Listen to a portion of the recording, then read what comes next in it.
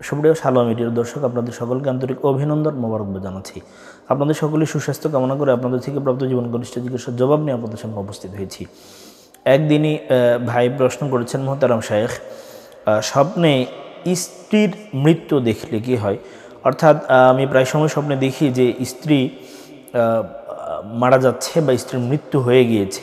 এমন তো অবস্থায় আসলে এই স্বপ্নটা আমাকে কোন দিকে ইন্ডিকেট করছে বা কোন দিকে আমাকে কি ইশারা করছে, কি ইঙ্গিত করছে, জানালে উপকৃত হব। এখন কথা হচ্ছে, স্বপ্নের স্বামী বা স্ত্রীর মৃত্যুর স্বপ্ন যদি কেউ দেখে, তবে বুঝতে হবে জীবন সঙ্গীর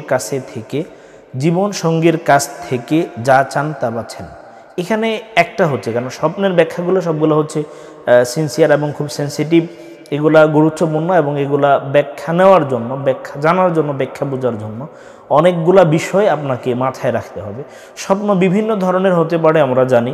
সেক্ষেত্রে যদি আপনি প্রায়ই এমনটা দেখেন, অনেকে এমনটা দেখে থাকে, কাছের মানুষদের অনেক দুর্ঘটনা বা বড় বড় ধরনের অ্যাক্সিডেন্টগুলো আসলে দেখে থাকে অনেকে। জন্য স্বামী বা স্ত্রী কেউ যদি দেখে, তার স্বামী অথবা স্ত্রী স্বপ্নে যদি দেখে সে আসলে মারা যাচ্ছে বা তার মৃত্যু হয়ে যাচ্ছে, এমতো অবস্থায় বুঝতে হবে এখানে একটা ব্যাখ্যা হচ্ছে, একটা কথা হচ্ছে, জীবন সঙ্গীর কাছ থেকে যা চান তা পাচ্ছেন না।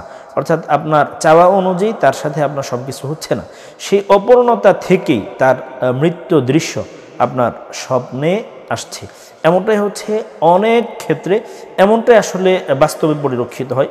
পরিবারের কোনো সদস্যের মৃত্যুর স্বপ্ন দেখলে বোঝা যায় যে আপনার মধ্যে কোনো বড় পরিবর্তন আসছে। পরিবারের অনেক ধরনের সদস্য থাকে, সেখানে স্ত্রীও থাকে, স্বামীও থাকে বা অন্যান্য কেউ থাকে। সেক্ষেত্রে এগুলো যদি কেউ দেখে, সেক্ষেত্রে বোঝা যায় যে আপনার মধ্যে কোনো বড় ধরনের পরিবর্তন আসার সম্ভাবনা আছে।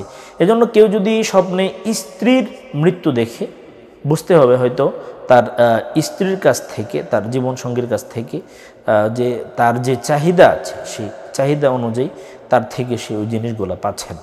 এজন্য সেক্ষেত্রে অবশ্যই উভয়কে বোঝাতে হবে এবং আল্লাহ তাআলার কাছে দোয়া করতে হবে। আল্লাহ তাআলা আমাদেরকে বুঝে আমলের তৌফিক দিন। আমিন।